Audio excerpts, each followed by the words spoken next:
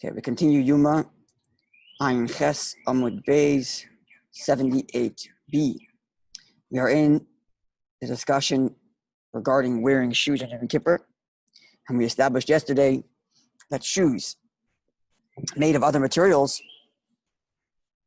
cork, straw, palm fronds, I think that's the word for it, right?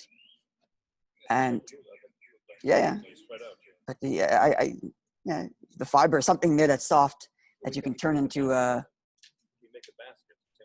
you can, that's right. You can weave these fronds together to make into like a yeah.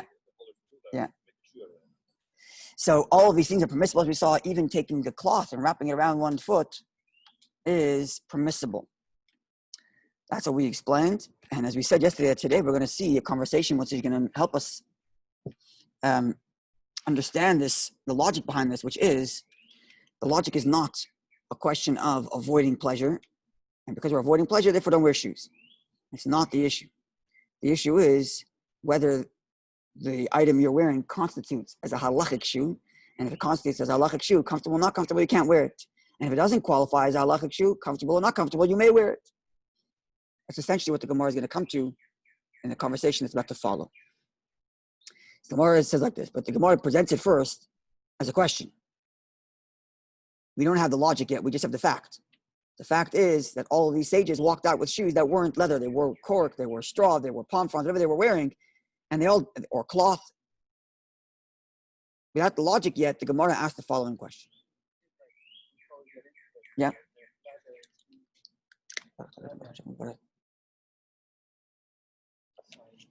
Yeah, that's what we're going to learn. This is the source for it. So, before we have the logic of it, the Gemara first challenges the very halacha, which is Masiv Rabbi.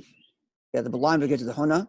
You'll see a parentheses about 10 lines from the top of the page, and then under the parentheses to the left, you'll see Masiv. You have it? Okay, Masiv Rami Bar Chama. Rami Bar Chama raised the following objection. When a question is introduced with the word Masiv, it means we're quoting a source greater than the one speaking as a contradiction. So all the people speaking before were Amoraic sages. By the way, I mentioned yesterday that Eliezer ben Padas, I misspoke. I said that he was an early scholar from the Gemara, from the Mishnaic age. He wasn't. He was an early scholar from the Gemara age. I misspoke there. At any rate, all these sages, including Eliezer ben Padas, who they're having the conversation with in the study hall, are all sages of the Amoraic era, the Gemara age. And the Rami son of Chama is now introducing a Mishnaic age text, which reads, Hakita, one who is missing, God forbid, a leg. So Yotze B'kav Shaloi can walk out with his stick, but it actually means a prosthetic leg, a prosthetic wooden leg that was strapped to the stump of whatever's left of his leg, nebach, and that's what he'd walk around with. So he introduces a text which reads that on Shabbos, such a person is allowed to walk with his prosthetic leg. These are the words of Rabbi. Rabbi Yossi says also it's forbidden to walk on Shabbos with this prosthetic leg. And the reason for the logic of Rabbi Yossi is that you may end up carrying it. I don't know the actual halacha, how it applies today, and whether we consider today's prosthetic legs, which are basically irremovable, if that is the same halacha as these ancient prosthetic legs, which probably constantly slipped, and it was therefore very likely that it would. Sorry? Maybe, I don't know. Right, but if it fell off, how did he carry it? How did he carry it? The Gemara, Rashi says that he's afraid. Rashi says like this. No, I'm sorry. It's not a question of he might carry it. That's coming up in a moment soon. But it's actually not a question of carrying. I misspoke.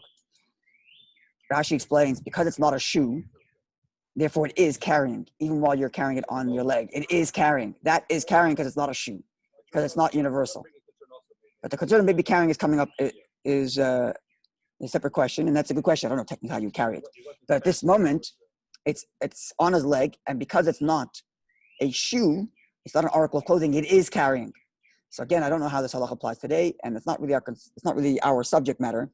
Our subject matter is Yom Kippur. This is just introduced for the next line, which is the Tanyala. Rami Bar Chama comments that we have been taught with respect to that Mishnah, this Mishnah was close to dispute between a mayor and a basi whether or not you're allowed to walk out wearing this prosthetic leg. We have been taught regarding that, the Shavin, that a mayor and a basi both agree, Yom Kippur, that you're not allowed to walk out wearing that on Yom Kippur. So even Rabbi Meir, which said it's permissible to wear it on Shabbos, on Yom Kippur he says it's forbidden. So if he's not concerned with the issue of carrying, because he believes it's a proper shoe, he still agrees for the same reason, because it's a proper shoe. You can't wear it on Yom Kippur because you're not allowed to wear shoes on Yom Kippur. And this is a contradiction to what we said earlier, where they were wearing all these things on their legs that weren't leather. Seemingly here, this stump is not leather either. And because it's not leather, it's a wooden stump. It's a wooden prosthetic leg. So then seemingly it's permissible on Yom Kippur also. And yet, Rabbi and Rabbi both agree you cannot wear it on Yom Kippur. And this would seem, from here we should derive, says Rabbi Bar Chama, that all these other shoes made out of straw, cloth, or this or that are also forbidden. Clear? Okay. Amar Abaye answers. We'll get to when we get the Shulchan Aruch, but here doesn't mention that. So you're going to see a problem later tomorrow. Nothing to do with leather straps. No, but the leather. It's not leather. That's not the issue. The issue is not leather. The issue is not leather. We'll see. I'm saying halakha it is because not in the Gemara doesn't mention it. Amar, it doesn't mention in the Gemara. We'll get to the Shulchan Aruch, we'll see, but this is not in the Gemara. Nothing to do with leather though. Amar Abaye says, Hasan, over there, the reason why you can't wear the leather, the wooden stump, the isbek tittin, because it has cloth. And because there's cloth in between the bottom of his leg, the end of his cut leg, and the stump, there is cloth, making it comfortable. Therefore, it's forbidden. Mishum tainig, because of it's too comfortable. So Abaye suggests the issue is a comfort issue. And what you mean, according to Abaye, all the other shoes mentioned above are only permissible if they're not comfortable. Amar le Rava, Rava says, if we will agree that this stump doesn't qualify as a shoe, does the cloth now make it into a shoe? In other words, you're allowing him to wear it on Shabbos. According to Rabbi Meir, you cannot wear it on Shabbos. You can wear it on, according to Yossi, you cannot wear it on Shabbos. It's considered carrying. Yom Kippur, you may wear it because it doesn't have a cloth and it's uncomfortable. And if it had a cloth, then you're allowed to carry it. Then you're allowed to wear it on Shabbos because you're allowed to wear it on Yom Kippur. I'm sorry. If it had a cloth, according to Yossi, you're not allowed to wear it on Shabbos because it's carrying. But in Yom Kippur, you can't wear it because it's comfortable. And now if it's uncomfortable, now I'm allowed to carry it, now I'm allowed to wear it. What happened to the issue of carrying? That's coming up in a moment. Not yet. It's coming up. If I gimple, it's coming up in a moment. Don't jump ahead. At this moment, Rav is responding and says, how does the cloth turn it from not a shoe into a shoe? If it's a shoe, then wear it all the time on Shabbos and don't wear it in Yom Kippur. If it's not a shoe, then don't wear it on Shabbos and not Yom Kippur. How would the cloth make it any different? That's number one, Rav asks. Even in your logic, where the issue of Yom Kippur is a question of comfort, this still doesn't help because it doesn't turn it into a shoe to allow you to carry it or not carry it. Additionally, Kol Tainug Lav Minalhu, Yom Kippur Mar Aser. Since when does the issue of pleasure come into consideration in Yom Kippur? If something is pleasurable to wear on your foot, but it's not a shoe, who said it's forbidden? Rabbi Bar Ravuna, son of Ravuna, which you mentioned earlier, would tie a cloth to his foot, the Nafikim would walk around. So we see clearly that the issue of Yom Kippur has nothing to do with comfort. It has to do with whether it's a shoe or not. And putting a cloth doesn't change it from a shoe or not to a shoe. So obviously the issue of cloth is not relevant. The issue of comfort is not relevant. But furthermore, and here's the issue you were talking about. Considering the fact that the Gemara is, that the Mishnah, which we quoted earlier, this Mishnah which quotes this dispute between Meir and Rabbi, whether or not you're allowed to wear this prosthetic leg on Shabbos. That very same text concludes, in Yesh Beis Kibbul, if the stump, the prosthetic leg, the part that meets the the top of the stump, which meets the leg, if it has cloth there, and those cloth are organized in such a manner that it becomes a vessel, becomes a receptacle. If it's a receptacle, then tameh, it's susceptible to impurity. Impurity is only attached to objects if they are a receptacle / vessel. Now, is this prosthetic leg a vessel or not? Well, it depends. If it has a cloth in there, and that cloth, then it becomes exactly it's capable of holding, becomes a vessel. Therefore, it becomes attractable to tumah. Makes it into a proper vessel. Makes it into a proper vessel, a vessel of worth. Sorry? Once again, unrelated. This isn't talking about the fact that that's not susceptible to impurity. But what does that help us? It says, how does this prove Rava's point? Says Rava Mechlal. This therefore indicates to us the Reisha, the first clause, labed is is referring to a case when there's no cloth. In other words, like this. From the fact that the Gemara concludes, if there's a cloth, it turns it into something susceptible of impurity. Means the first discussion, which discussed whether or not they were on Shabbos, was without a cloth. And therefore, when we say that in Yom Kippur, they both agree you are not allowed to, they both agree that you're not allowed to go out with it, it's even if there's no cloth. Which means it's not the issue that comfort made it now forbidden. So why is it that you can't wear it on Yom Kippur? Therefore, Rabbi says, the truth is the Kulam Minolu. Everybody agrees it is a shoe. Now, before we said that the logic behind it is that it is qualified as a shoe. Now, before we said the reason why there was one opinion that said it's forbidden to wear it on Shabbos is because it doesn't qualify as a shoe and it's considered carrying. But now Rabbi is suggesting that it is a shoe. So if it is a shoe, what's the dispute on Shabbos? Why can't you wear it? It's a shoe. I can wear my shoes. Why can't this person wear his shoe? His shoe happens to be a long wooden stump. Says the Gemara, says Rava, over Shabbos. And with respect to Shabbos, here's the logic. Marisover, one says, Garzinan, we are concerned. Dilma, perhaps, Mishtamit, it'll fall off. But it'll end up carrying it for Amis, is what Rava says. And this is your question, good point. How does he carry it with one leg? I guess he hops. I'm not sure. How does he carry it physically? Only has one leg. He has a kind of a crutch. So a crutch is allowed to carry, but he can't carry the. So he can't. He's allowed to carry the crutch, but he can't carry this. I'm not so. I don't know. But this is what the Gemara says. Concerned that he might end up carrying it. Umar Savar, and the other one who says he's allowed to wear it, like Arzina says, we're not concerned that he might end up carrying it in the public. Or maybe it means if it falls off, he's going to ask somebody else to carry it for him, and while he, walks off to or hops off to a chair where he can rearrange his leg, and even that's a concern. He's going to hand it to somebody else, and everybody's going to have. No, it could be if it fell off, right?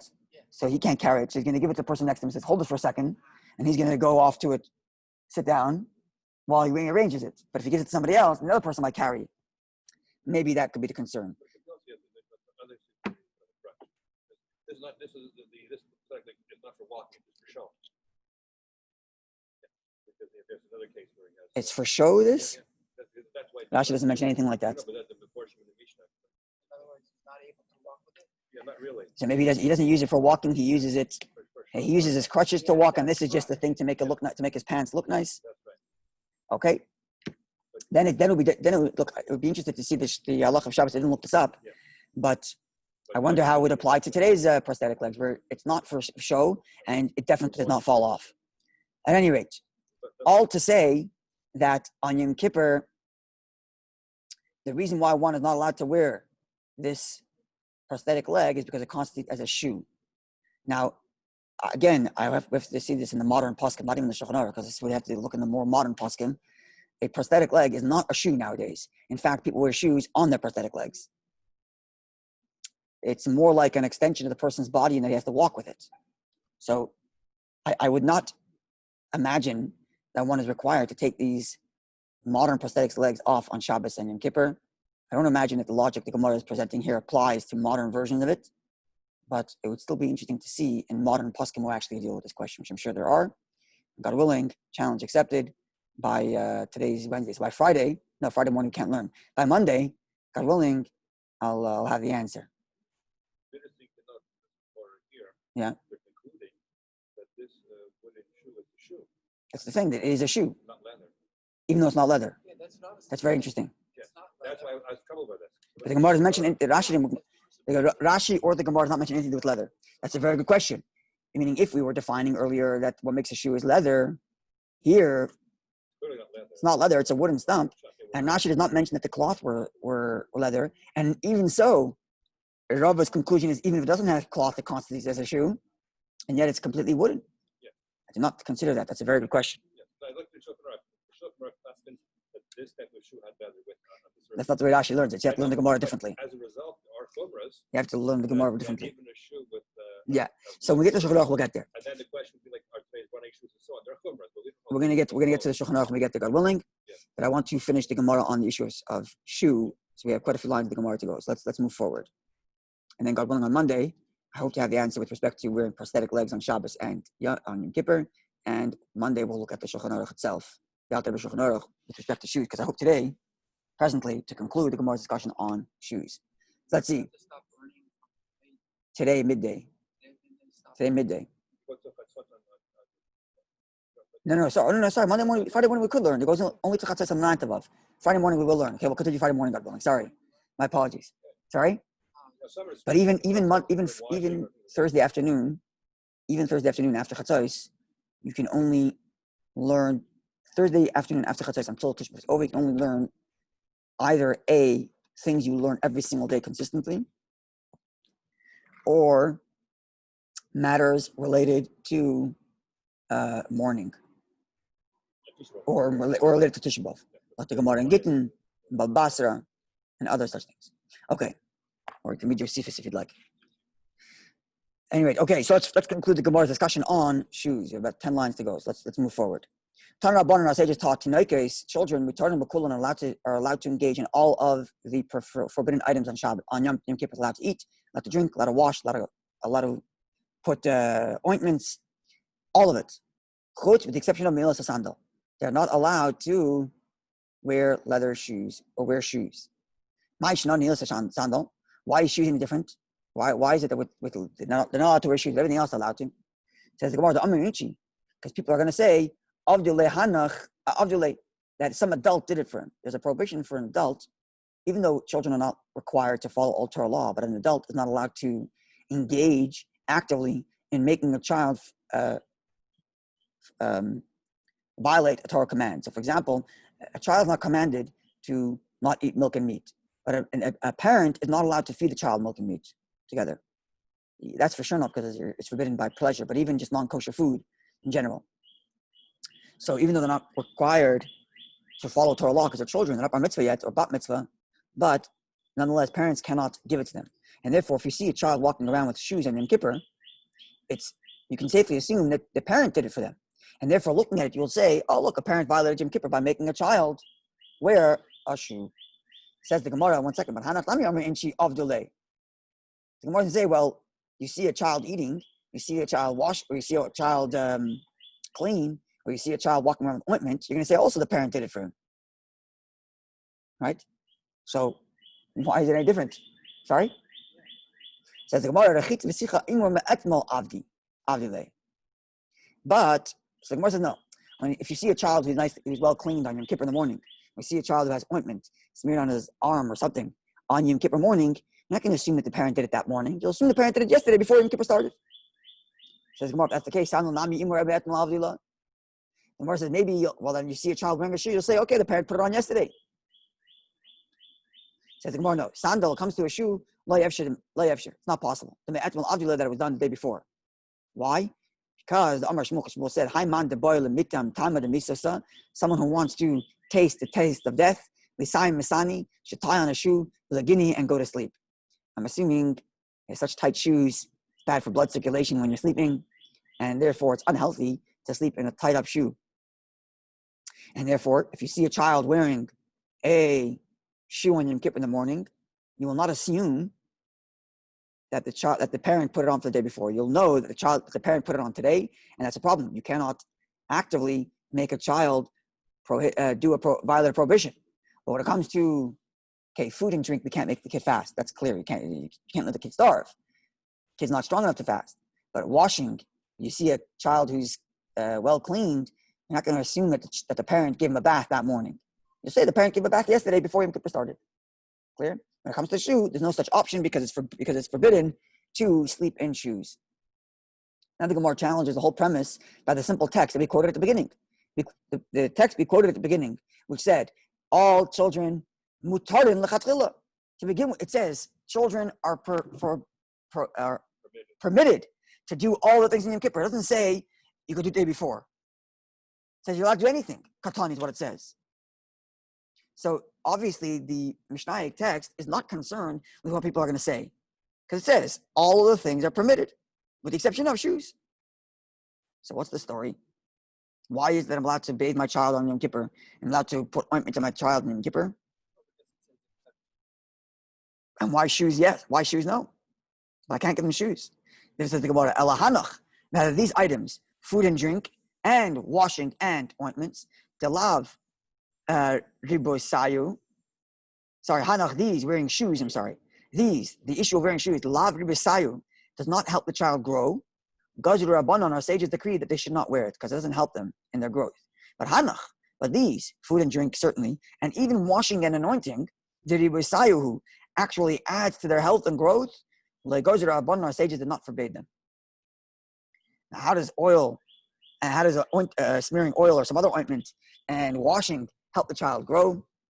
The Amr Abaye for Abaye said, Amrali aim. My mother told me. Abaye quotes his mother quite often in the Gemara with wisdom about life. So Abaye said, my mother told me, Im ribesayu di yunka, you want your child to grow. Ma'ya chamima, it requires hot water to bathe in, mishcha, and oil to smear on his body. Helps the child grow. Gadol porta, the child grows a little bit more. Beyusa bekutcha, give it egg with something called kutach. Kutach is a very strong version of butter that they used. That was a very popular cream in Talmudic era. It's quoted quite a bit. Kutach. So a child gets a little older, a little bigger. Give it egg with this kutach spread. Gadol porta, the child grows even more. Taburi mani, give it vessels or kalim or something that it can break. The child gets a little older and needs to blow off steam.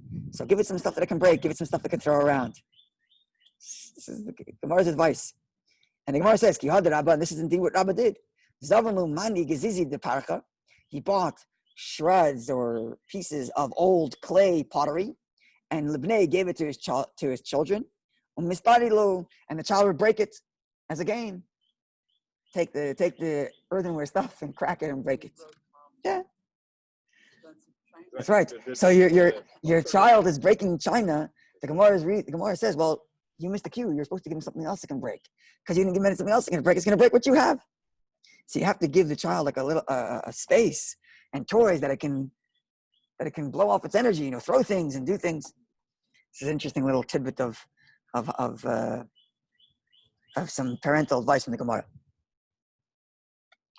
But the reason why the Gemara quotes this is to tell us that anointing oil on a child, or some creams, and bathing is part of its growth, and therefore the child may do so on Yom Kippur. Eating, of course, is obviously part of the child's growth, but wearing shoes is not of any necessary to the child's growth, and therefore the kid, if he doesn't wear shoes for one day, nothing's going to happen. So let the child not wear shoes. Now, final halacha with respect to shoes and washing the face. With respect to the issues of washing the face that we're about to read, we already read the Shulchan Aruch, we already read the halachic conclusions relating to that. But with respect to wearing leather shoes, these are the final words, and then we'll get to the halacha, God willing, on Friday. Says the Gemara, we quoted the Mishnah which reads, "Hamelach va'akala yerichitus pneim." The Mishnah read that a king and a bride may wash their face. Says the Gemara, Masnisan Mani, who is the author of this Mishnah? The Gemara says, Rabbi Chanina ben Trajan. It's Chanina son of Trajan. That's who it is. The Tanya, for we learned in Mishnah H text, Hamelach va'akala, a king and a bride, lo yerichitus pneim, should not wash their face. This is the one opinion. Whereas Rabbi Chanina ben Trajan Omer, that very same text continues, that Rabbi Chanina, son of Trajan, disagrees and says, Mishum Rabbi Lezer, quotes Rabbi Lezer, which says, Hamelech v'akala, a king and a bride, yirchus b'neihem, may wash their face. And here comes the statement with respect to wearing shoes. Hachaya, a woman who just recently gave birth, like Timlos, a sandal, should not wear shoes. That's the original opinion. But Rabbi Hananya ben Tradian, Hananya son of Tradian, Omer disagrees and says, Mishum Belezer, quoting Rabbi Belezer, Hachaya, a woman who just gave birth, Tinlas Shandal should wear shoes on Yom Kippur. Not that she may wear shoes. She should wear shoes. Yes. The Gemara, we'll get to the halacha when we get there. But the Gemara is going to explain why. My time, what's the reason? Melech, the reason why a king should wear shoes, Mishum Diksi, because and wash his face, because it says, a king in his beauty, your eye shall behold. A king always must look, when he's in public, must carry with him in his physical presence the reverence and awe and beauty of a king, and therefore he should wash his face and wear his shoes, even on Yom Kippur. Kala, a bride, my time, what's the reason why she has to wear, why she may wash her face? Doesn't say anything about wearing shoes, but she may wash her face. I'm sorry, the king doesn't say anything about wearing leather shoes either. It's just about washing the face. Doesn't say about wearing leather. Doesn't say king about shoes. We'll have to see the Shulchan Aruch to see if there's any difference there for the king. But the Gemara doesn't mention anything about king wearing shoes, and doesn't mention anything about kala, washing face. Okay, so why does he have to wash his face? It looks good. The king has to look good. Kala likewise. Why does the kala have to wash her face? They should like his gana al baila. So her husband, who she just married, shouldn't find her repulsive. He just got married to her. He's supposed to be, overly excited about her. So she has to make sure she looks pretty, at least for the beginning. So how long? Amar le Rav le Rabbi Chia. Rav said to Rabbi Chia, Kala ad kama. How long does a bride have to, let's rephrase the question. How long is she considered a kala, and therefore she's exempted and she's allowed to wash her face? I was going to read the question in such a way that said, how long does a woman have to make sure she looks nice for her husband? That's not the right way to ask the question. The right way to ask the question, I'm joking. The right way to ask the question is, how long after she's married is she still considered a kala? And thus, she's exempted from this prohibition. She's allowed to wash her face on Yom Kippur. Amalei, so Rabbi Chia responded to Rav, to the Tanya, as Mishnah H takes reads, Ein moinin tachshitin min akala, kol shloishim yom. We do not, this is referring to a woman, God forbid, who is a young kala, who is in mourning. And during mourning, during the Shiva, or even later, one's not supposed to wear all of their jewelry because they are in mourning.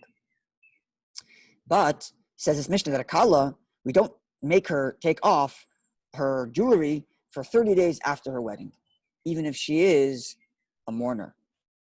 So likewise here in Yom Kippur, 30 days is when she has to put extra effort into making sure that she looks beautiful, and therefore she may wash her face even on Yom Kippur for the first 30 days after her wedding.